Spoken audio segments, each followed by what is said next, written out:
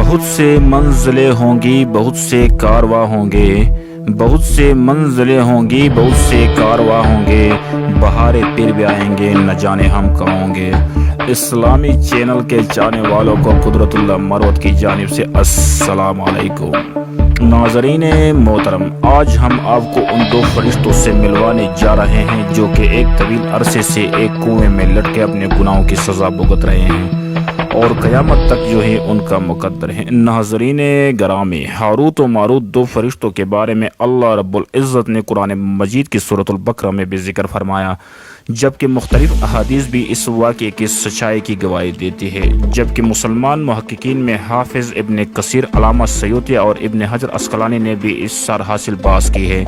جس کے اختیار کے مطابق ایک دفعہ اللہ رب العزت نے فرشتوں کے لیے زمین اور آسمان کے درمیان پردے ہٹا دیے اور فرشتوں نے دیکھا کہ اولاد آدم بدترین گناہوں میں مبتلا ہے، جس پر فرشتوں نے عرض کیا کہ مالک، یہ مخلوق تیری نیابت کا حق ادا نہیں کر رہی ہے، جبکہ ان گناہوں کی پاداش میں آپ کی کوئی گرفت بھی سامنے نہیں آئی۔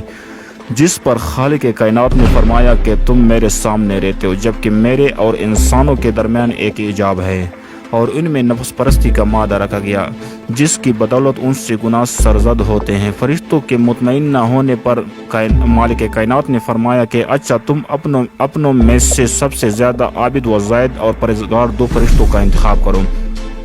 ہم انہیں انسانی اوصاف کے ساتھ دنیا میں بھیجتے ہیں اور تم دیکھو کہ وہ گناہ کے مرتکب ہوتے ہیں یا نہیں۔ سو ہاروت و ماروت دو فرشتوں کو عراق کے شہر بابل میں اتارا گیا اور انہیں لوگوں کے درمیان تنازعات کا فیصلہ کرنے کا منصب سونپا اور تیزی سے ان کے انصاف کی شہرت پھیلنے لگی۔ ایک دن انتہائی حسین و جمیل عورت اپنے خاوند کے خلاف ایک کیس لے کر ان کی عدالت میں آئی اور ہاروت و ماروت کو اپنے دام عشق کا اسیر کر لیا۔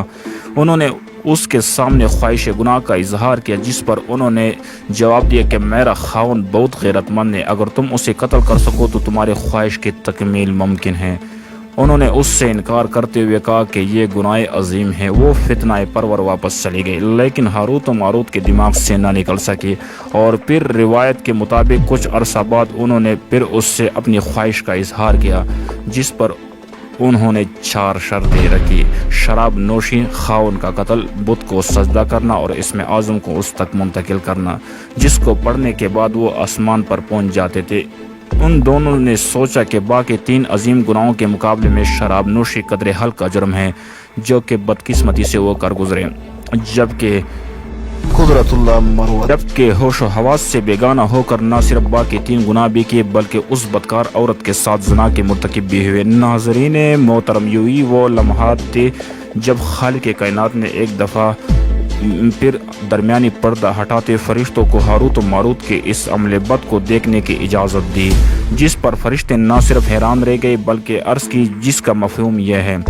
الہی، انسان واقعی قابل احترام ہے اور یہ اپنی کمزور فطرت کی بدولت گناہ کا مرتکب ہوتا ہے۔ اور ایک روایت کے مطابق فرشتے آج بھی انسانوں کی مغفرت کے لیے دعا کرتے ہیں۔ اس میں اعظم سیکھنے کے بعد وہ بدکار عورت جس